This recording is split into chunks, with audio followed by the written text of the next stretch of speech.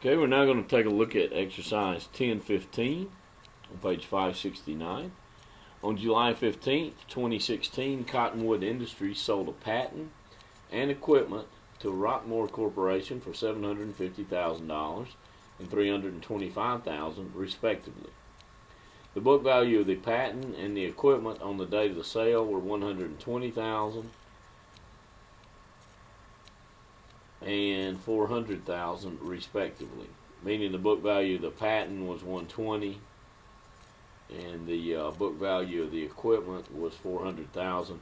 Now they give you a breakdown on the equipment. Its cost was $550,000 less its accumulated depreciation of $150,000.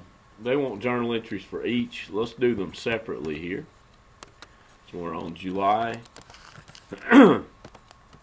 Excuse me. Excuse me. On July 15th, let's take care of the patent first.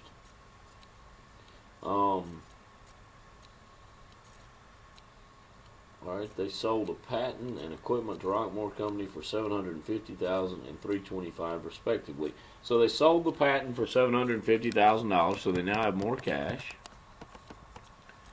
$750,000. So an asset increases on the debit side. Okay. The book value of the patent was $120,000. You guys, when we amortize a patent, we realize a patent only has a limited or finite useful life. So we take part of the cost of a patent each year that it's useful to the business as an expense.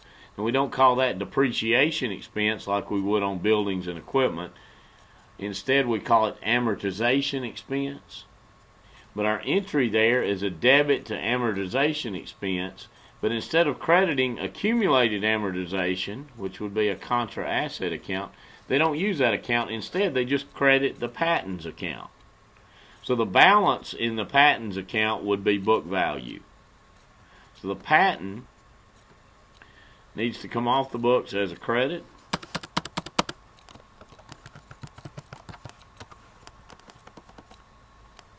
For its book value. There's no accumulated amortization to take off the books. $120,000. Of course, patents would be an asset, decreases on the credit side. So we have sold this patent. We need more credit to balance the entry. So we've sold this patent at a significant gain. Gain on sale of patent.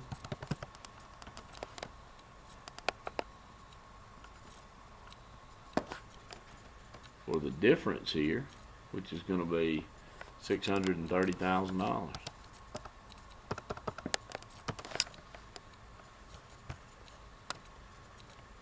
So since we don't use an account accumulated amortization, the amortization expense associated with a patent would be closed out each year.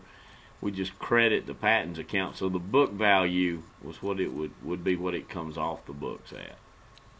It would have gone on the books at its original cost, or what it cost us to develop it or purchase it. But that one's handled a little bit differently than the equipment. We have another equipment to take care of here on the 15th. The equipment was sold for $325,000, so we now have more cash. Asset that increased.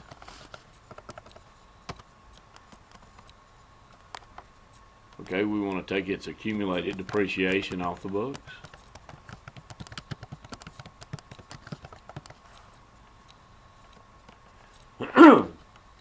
Which was $150,000. And then we'll take the equipment off the books at its cost.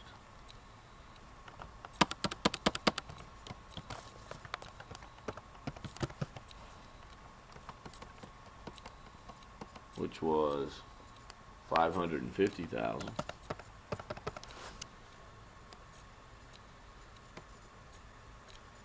Alright, so what do we have on the debit side?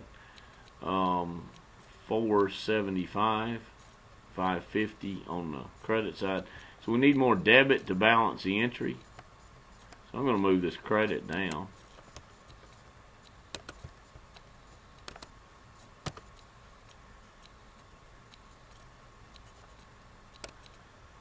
Because we want to list all our debits first, right?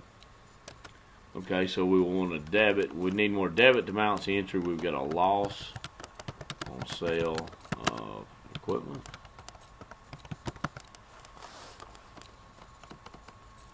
For the difference, I'm just going to punch it in this time. The 550 minus 150 minus the 325. $75,000 is the amount of the loss. So here we were dealing with an intangible asset, here property, plant, and equipment. You see how they're a little bit different there.